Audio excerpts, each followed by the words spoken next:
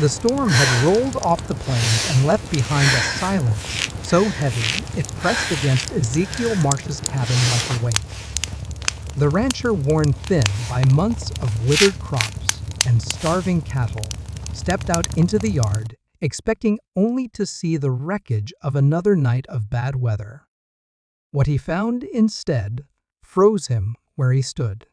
Two enormous figures lay sprawled in the mud near his corral, their massive frames dwarfing even the fence posts around them.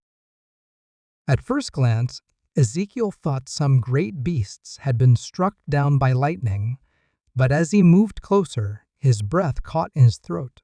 They were women, Apache women giants among their people, each larger than any man he had ever met.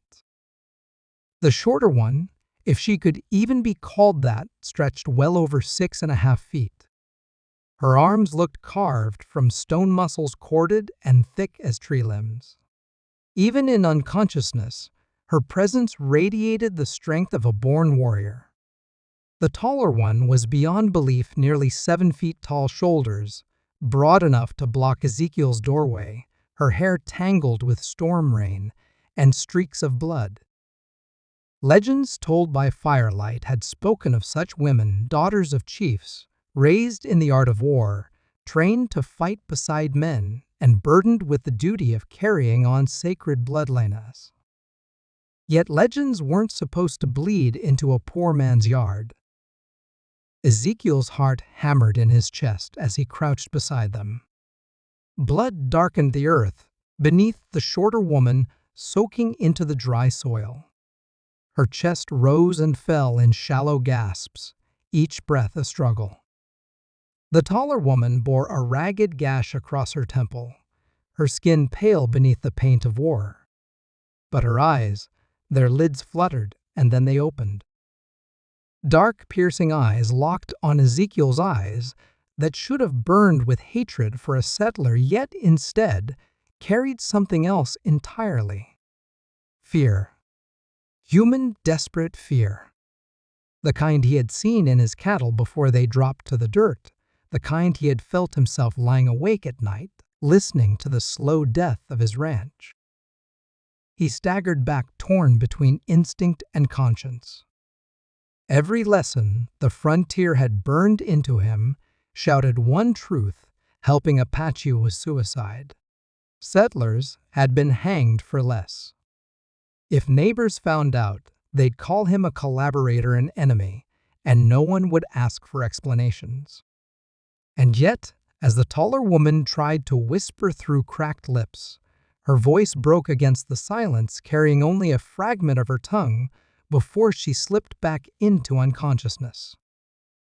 It was not fury that lingered on her face, not vengeance, but the plain helplessness of a human being too wounded to stand. Ezekiel's throat tightened.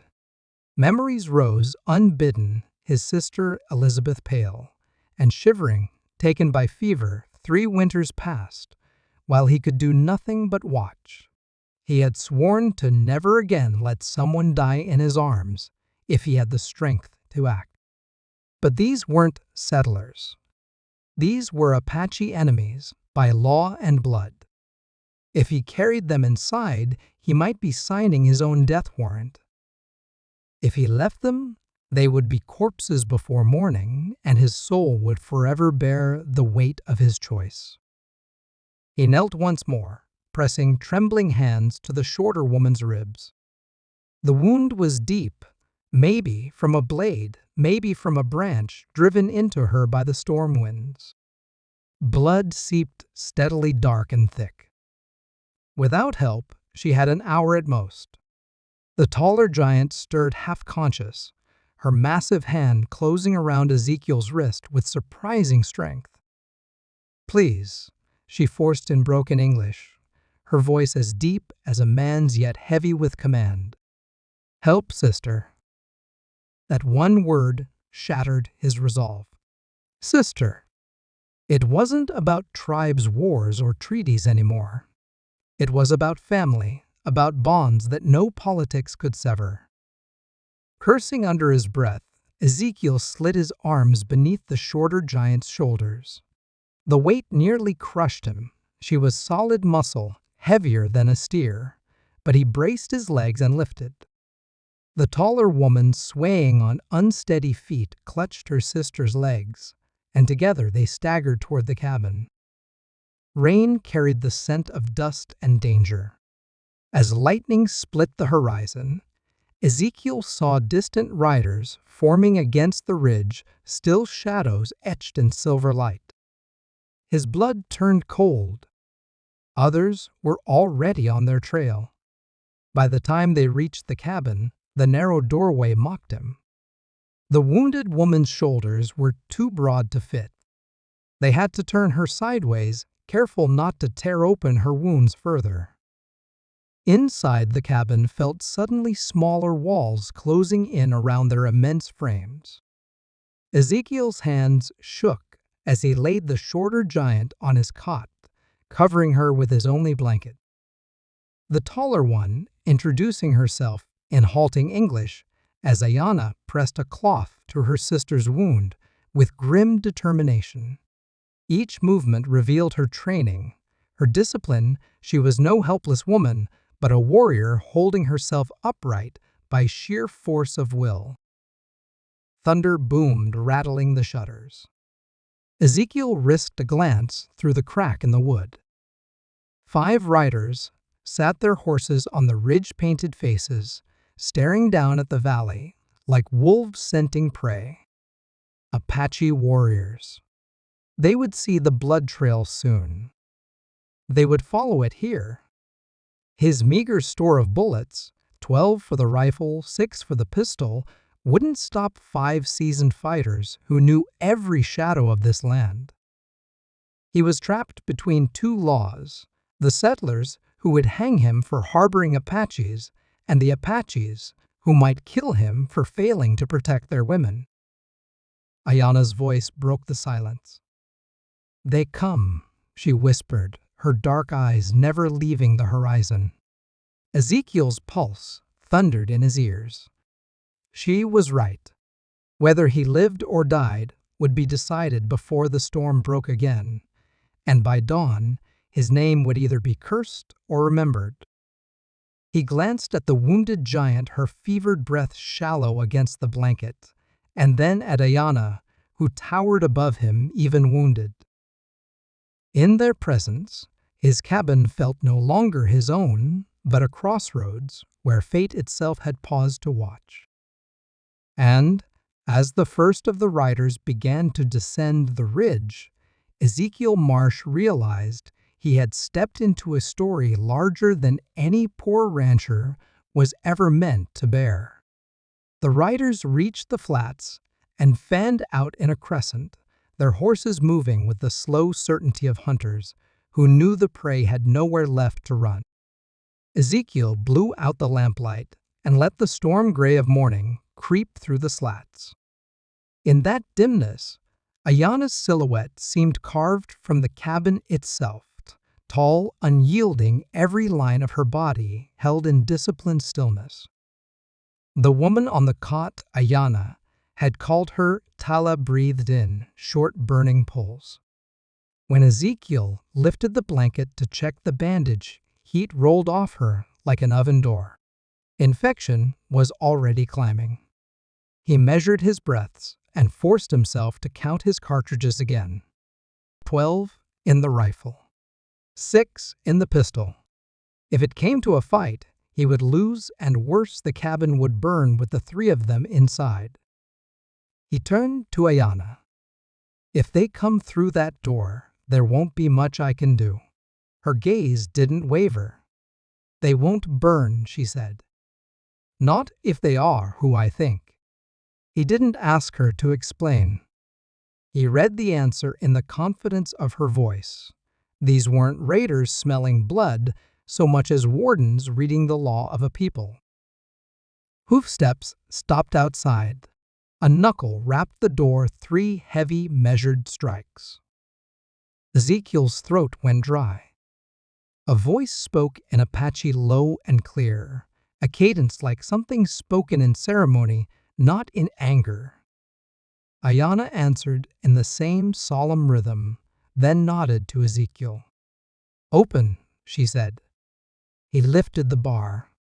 The door swung inward a hand's width. In the gap, rain glittered on beadwork and copper skin. The warrior in the center wore a sash of quills and a collar of carved shell tokens that even Ezekiel, ignorant of most tribal marks, knew meant status. The man's eyes cut past Ezekiel to the cot where Tala lay, then to Ayana, then back to Ezekiel. "We follow blood to this house," he said in English that was careful, precise. "We see tracks of giants. We see small tracks too." The corners of his mouth lifted a fraction. "Small, like yours." Ezekiel stepped aside so Ayana could stand squarely in the doorway. "She lives, Ayana," told them, her voice formal. "But fire climbs her blood. We need willow bark, clean water, and time." The warrior's eyes softened at the word lives. He signaled to the men flanking him. One slid from the saddle and untied a pouch from his belt. Through the crack, Ezekiel saw dried strips of bark and little twists of herb. The warrior held it up, but didn't cross the threshold. "Our law doesn't step into a house where mercy is being done," he said. "Take what you need." The sentence landed like a stone settling into place. Law, not rage. Ezekiel reached for the pouch with both hands, as if accepting a holy object.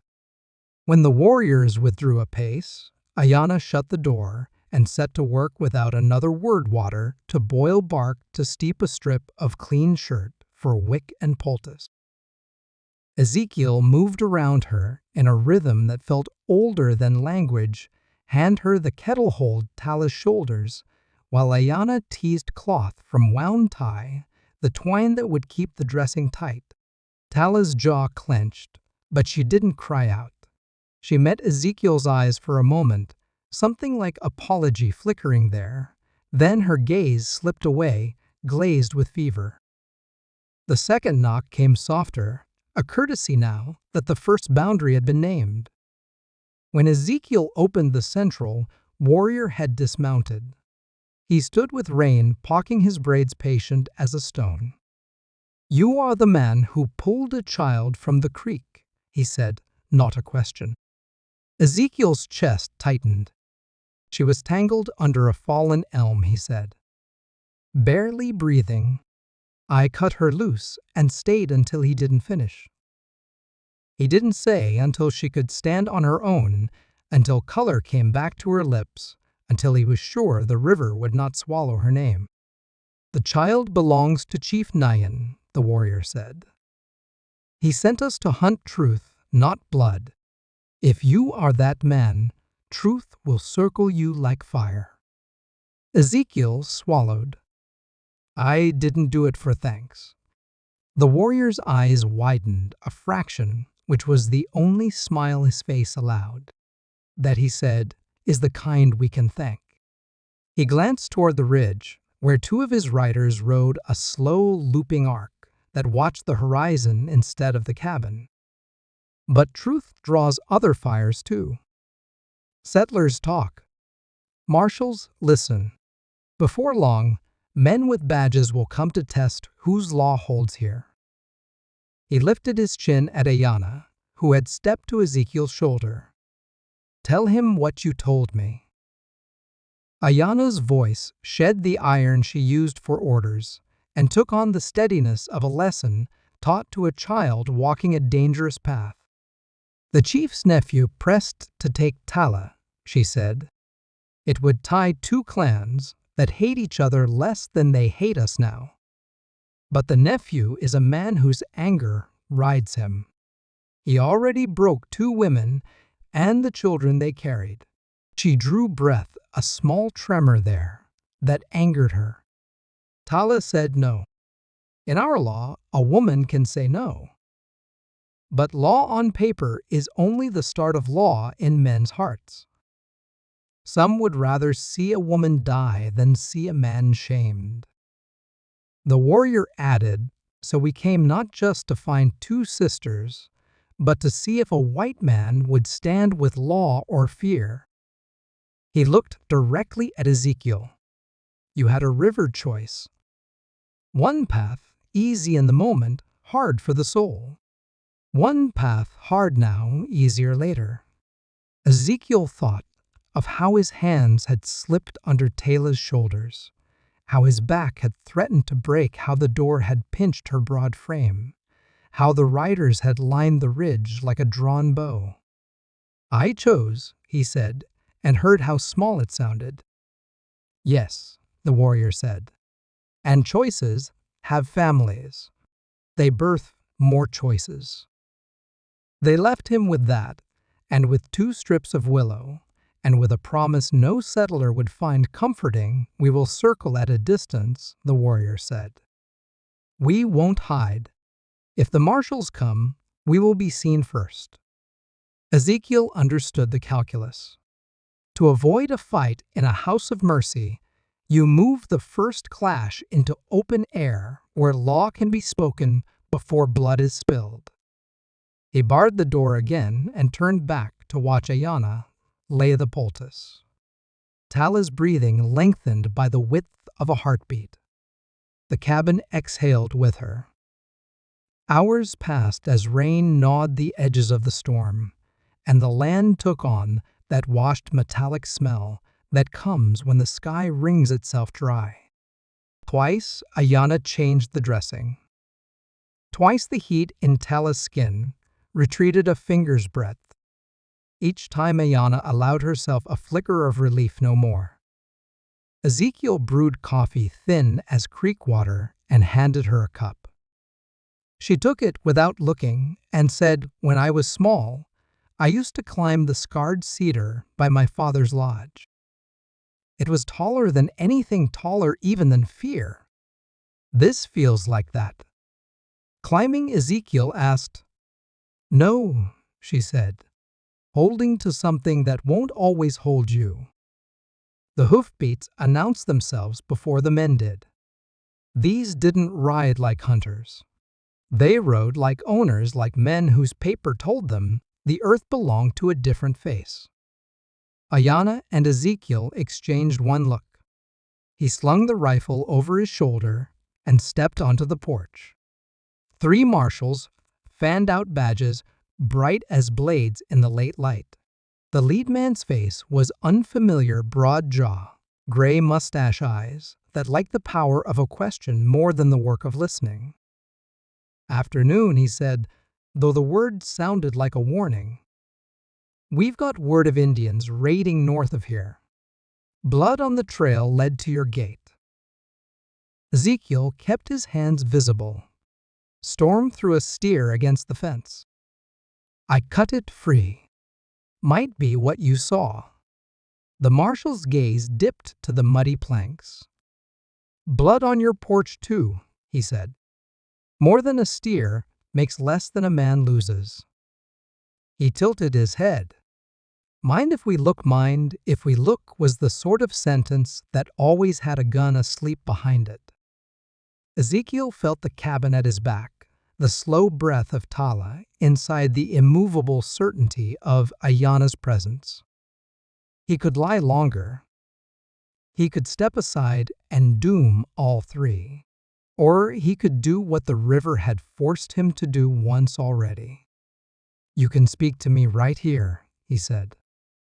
There's a sick woman inside. She's not your concern.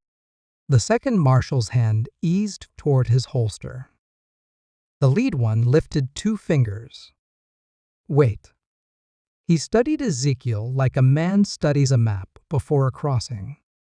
Sick woman, he repeated. White human, Ezekiel said.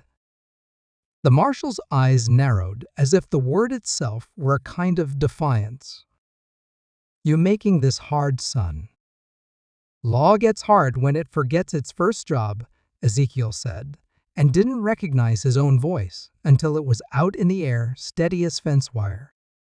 First job's to keep people alive. A cough of thunder rolled over the ridge. No storm now, only the memory of one. From the north slope came the small, unmistakable clack of a bit against a horse's teeth. The marshal flicked a glance that way and saw what Ezekiel had known he would: 3 riders waiting on high ground, not hiding, watching. The lead man's jaw tightened. "Friends of yours, men who hunt truth," Ezekiel said. "They scent medicine. They're waiting for their chief." "A chief?" the marshal echoed. "And which law calls that shot on this dirt, his or mine?" Ezekiel breathed once deep enough to feel the ache around his spine where Tala's weight had bent it. "The one that remembers mercy first," he said. "The other follows."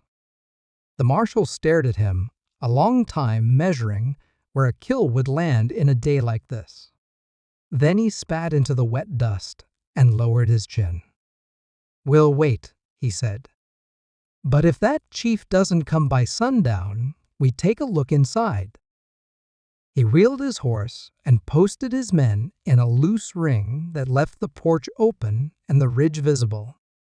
Between the 2 circles, badges in the yard braids on the skyline, Ezekiel stood on his own small island of boards and tried to quiet the part of him that still wanted to run. Ayana's shadow slid into the doorway behind him, tall enough to cross his chest. "We bought a little time," she said. "Sometimes a little is all the world needs to change." He let the words settle heavy and clean as rain. The day thinned toward evening. The Ridge Riders didn't move. The marshals paced like caged dogs trying to remember if they had once been wolves. And inside the cabin, Tala slept the heat in her blood, a little cooler, the edge of the fever dulled by medicine that had passed the threshold without a single Apache foot having to do the same. Night fell thick and restless over the plains. Ezekiel lit only a stub of candle, shielding its glow with his palm so it would not betray more than shadows through the shutters. Outside, the marshal's boots thudded in the dirt as they shifted posts, the jingle of spurs, and muttered curses mixing with the crackle of cooling saddles. On the ridge, the Apache riders stayed unmoving, dark silhouettes cut against the starlit horizon, patient as stones. Between those 2 rings of law stood one failing cabin, one poor rancher, and 2 women whose very existence defied all sense of safety. Tala stirred fitfully on the cot, her breath rasping like a saw through wet timber. Ayana wrung out a cloth and laid it against her sister's forehead, her massive frame hunched to fit beneath the rafters. Ezekiel caught himself watching her hands, broad-scarred, yet careful as any healer's. He thought of how odd it seemed that someone built to break men in battle could hold another's life so gently. Ayana must have felt his gaze, for she looked up, eyes catching the candle's flicker. "She lives," she said simply, "but she is not free yet." Ezekiel nodded, words too thin for the weight in the room. Hours dragged. Coyotes sang far off, their cries bouncing through the valley like questions with no answers. Ezekiel sat at the table, rifle across his knees, staring at the door. His mind circled like a hawk over a carcass, always the same thoughts. If the marshals force their way in, if the Apache test his courage, if morning never comes. He wanted to believe Ayana when she said her father was fair, that Chief Nayan would weigh honor against politics. But he had lived too long on land where fairness was a coin no one could afford to spend. Near midnight, a new sound cut through the night, hoofbeats steady and unhurried. Every man outside froze, every horse pricked its ears. Ezekiel blew out the candle. Ayana's massive hand rested lightly on his shoulder, not pushing, just grounding him. Through the shutter slits, he saw a cluster of riders approaching from the east, their torches swaying like stars plucked from the sky. The marshals snapped rifles to shoulders, curses low and sharp. On the ridge, the Apache scouts remained still, as if they had expected this moment all along. The torches drew close enough to reveal braided hair, glinting with beads, paint bright even in firelight. A man rode at their center, older, straight-backed, his cloak of fox fur and quilled leather gleaming. His presence commanded without words. The Apache on the ridge gave a long rising call, a sound not of attack but of arrival. Ayana's grip tightened on Ezekiel's shoulder.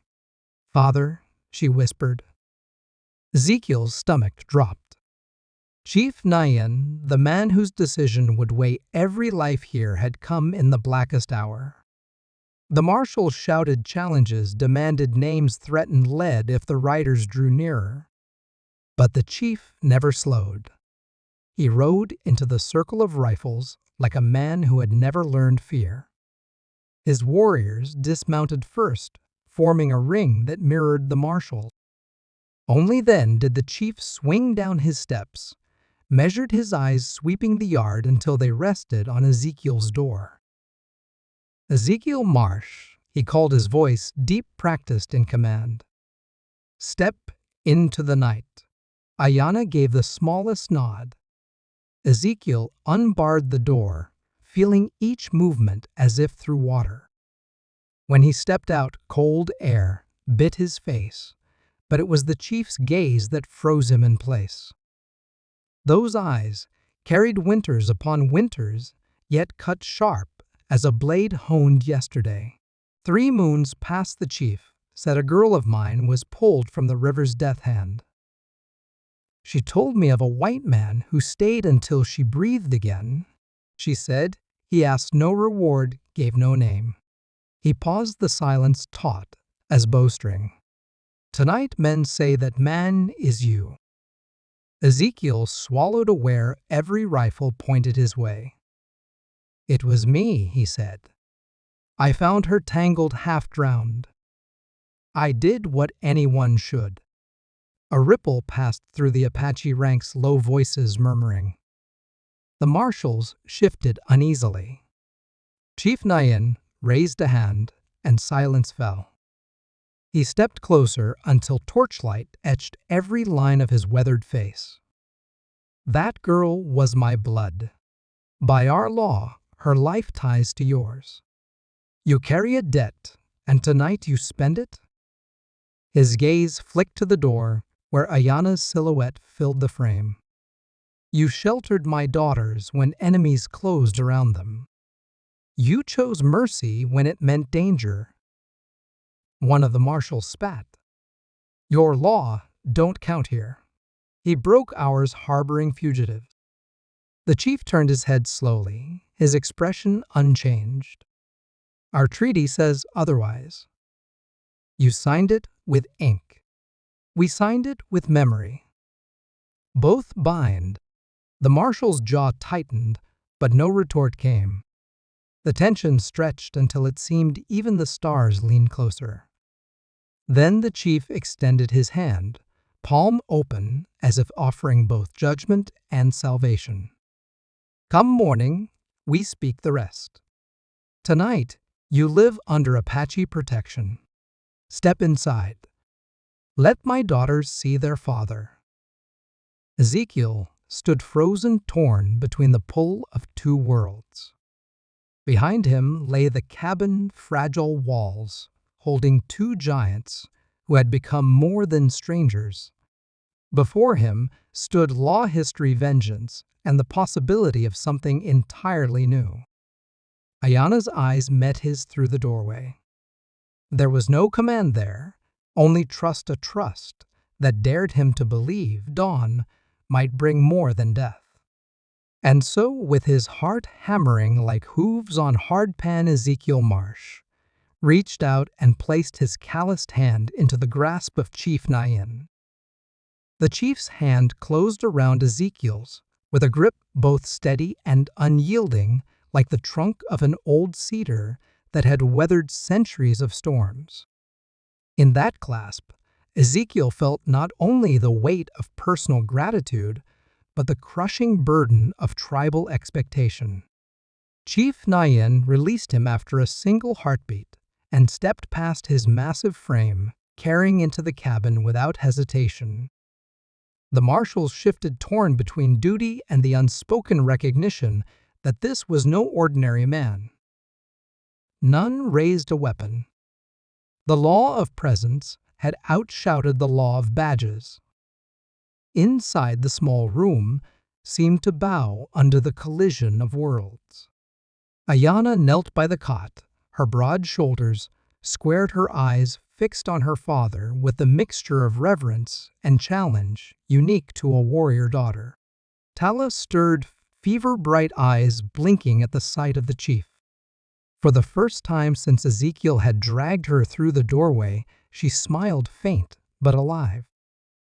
Nayan laid a weathered hand against her cheek, murmuring words in Apache so low they sounded more like a prayer than a greeting. Tala closed her eyes, breathing easier as though her father's touch itself carried healing. Ezekiel hovered by the table, suddenly aware of how small and poor his home looked under such scrutiny. The patched roof, the rough-hewn furniture, the meager supplies stacked against the wall, each detail screamed his poverty. Yet the chief's gaze did not linger on things. Instead, he turned to Ezekiel, eyes narrowing. "You risked your name, your land, your life," Nayan said in measured English. Why the question cut deeper than any blade. Ezekiel opened his mouth, but no clever answer came. "At last," he said, "because I could not watch them die. Not when I had arms to lift water, to give fire to warm." The chief studied him long, then nodded once. That is answer enough. But his tone suggested the true judgment was yet to come. He looked to Ayana. "Daughter, tell me truth of what brought you here." Ayana's jaw tightened. "Chief's nephew sought Tala as wife," she said. She refused. His anger turned to violence. "We fled." Nayan's face remained still, though the silence that followed was heavy as thunder. "The nephew is son of my sister," he said at last. "His blood runs close to mine. His pride has many friends. To deny him wounds more than himself. It risks war among clans." His eyes flicked to Ezekiel. "And now a white man stands in the center." Ayana rose to her full, towering height, nearly brushing the beams above. "Father Law says a woman may refuse." Her voice was iron. "If clans break peace over pride, let them be shamed, not Tala." The chief regarded her, then shook his head slowly. "Law on paper is strong, but law in men's hearts is stronger still. To carry both, we must walk narrow path." Ezekiel felt the words like stones settling in his gut. This was no simple family quarrel. It was a fracture that could split the valley open, spilling blood on both sides. He saw now that his act of mercy had tied him to a feud older and wider than he could fathom. The door rattled under another knock. This time, it was Cain, the martial leader, his voice sharp with impatience. "Enough ceremony, these women are wanted for questioning." "The settler, too. Step outside or we come in." Ezekiel's hand found his rifle, but Chief Nayan merely raised a palm. "Wait." He stepped back into the night, drawing every eye. Cain leveled his rifle. "You've got no authority here, old man." Nayan's reply was calm, but it carried the force of mountains. "Our treaty says different. It names Apache law in matters of our blood." And this rancher holds my blood in his hands, his life tied to ours by debt. Cain spat. Treaty don't override federal writ. The chief let silence answer a silence, weighted by the ring of warriors on the ridge, their presence undeniable. Sunrise will decide, Nyan said at last. Until then, break no more thresholds. With that, he turned his back, deliberately dismissing Cain as though he were a quarrelsome child. The marshals muttered, but held. To shoot him here, in front of witnesses and warriors, would spark the very war Washington feared. Reluctantly, Cain signaled his men to fall back a pace. The standoff settled into a brittle truce, every man waiting for the dawn. Back inside, Nyan sat cross-legged by the fire, his presence transforming the cabin into a council chamber. Ayana remained standing tala, sleeping more peacefully now that medicine and family surrounded her. Ezekiel lowered himself opposite the chief, feeling like a boy before a schoolmaster. For a long time, they spoke little, the crackle of flames filling the space. Then Nayen said quietly, "You saved 3 daughters of mine. Law says blood debt becomes family."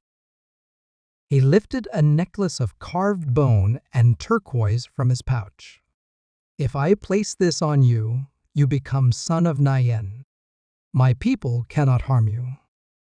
Settlers cannot deny you without breaking their own treaty." The necklace glowed in the firelight, like a brand and a crown all at once. Ezekiel's mouth went dry.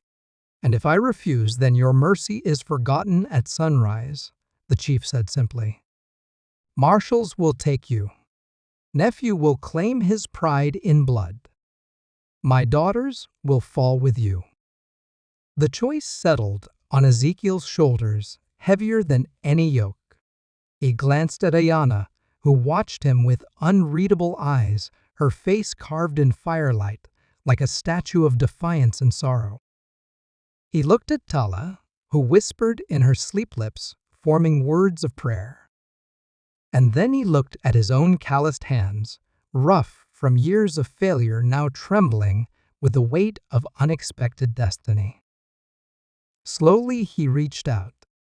The chief placed the necklace around his neck, the carved bones cool against his skin. In that moment, Ezekiel Marsh ceased to be merely a poor rancher. He had been bound by law older than paper law written in blood and fire. He was son to a chief, brother to giants, hostage to a future no settler could have dreamed. Ayana's eyes softened for the first time, and Ezekiel felt something stir in his chest that had nothing to do with duty. Something far more dangerous. Dawn crept over the valley like a blade drawn slow from its sheath. First light struck the ridge, painting the Apache riders in bronze, then slid across the marshals' rifles, flashing silver. Ezekiel stood in the doorway, the chief's necklace heavy around his neck, a reminder of the words spoken by Firelight, son of Nayen. Behind him, Ayana's presence filled the room, her shadow vast across the floorboards. Tala dozed, color returning faintly to her cheeks. The cabin no longer felt like a refuge.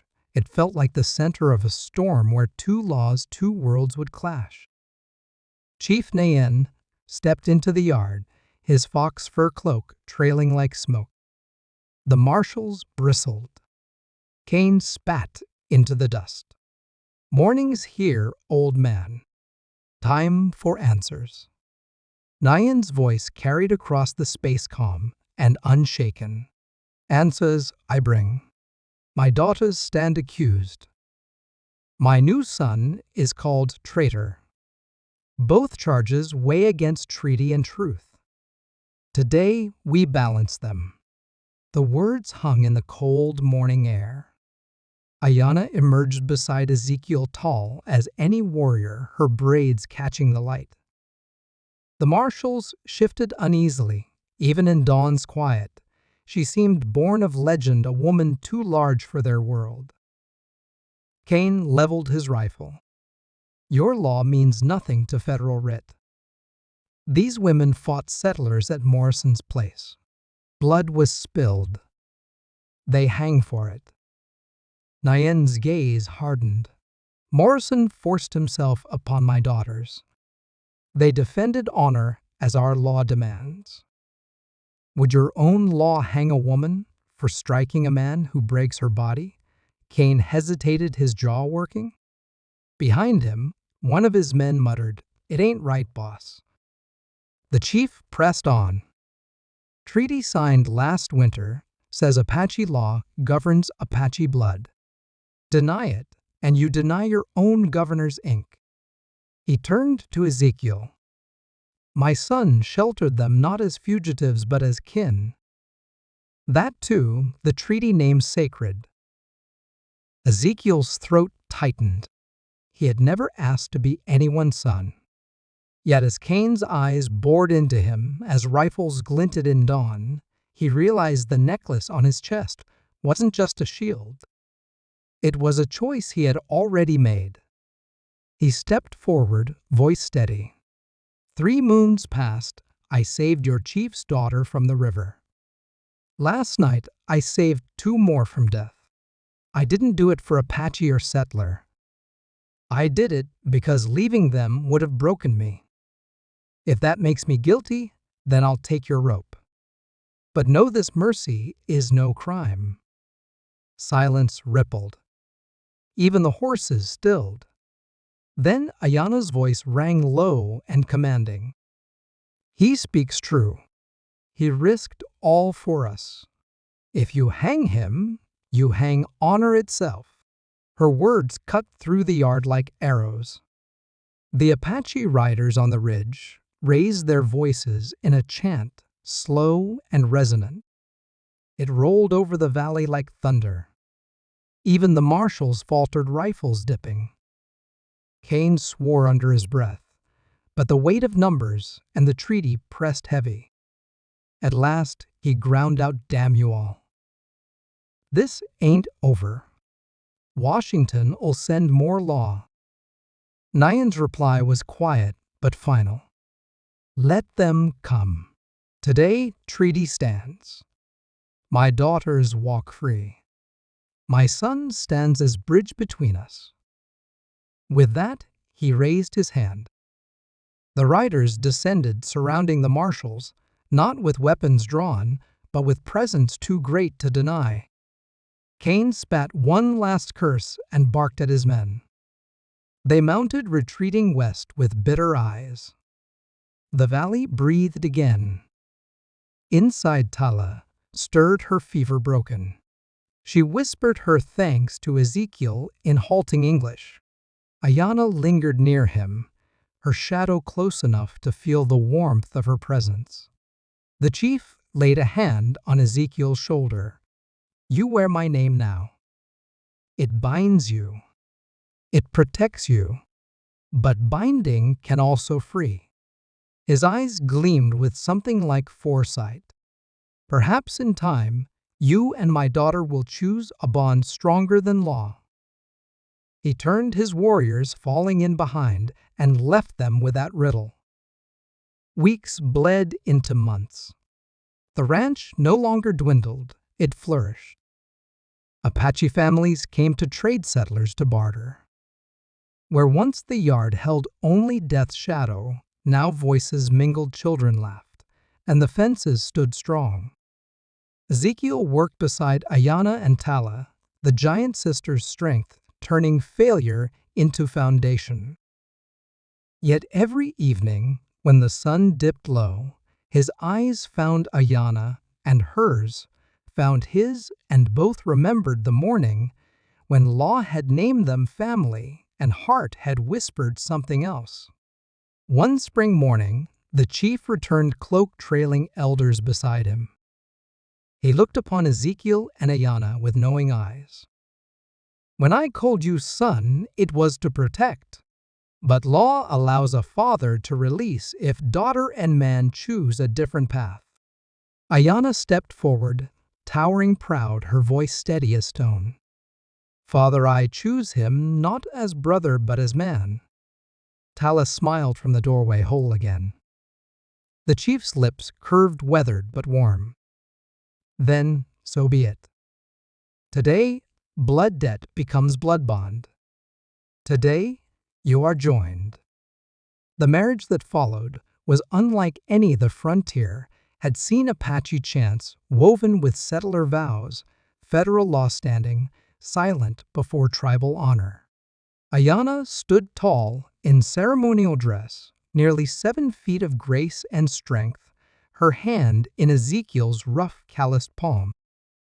As they stood together, rancher and giant settler and warrior husband and wife, the valley seemed to breathe a new truth, that mercy could build bridges stronger than any treaty.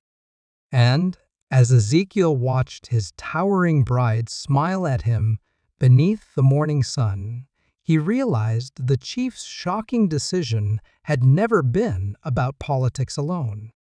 It had been about love, about belonging, about rewriting the story of two worlds fated for war.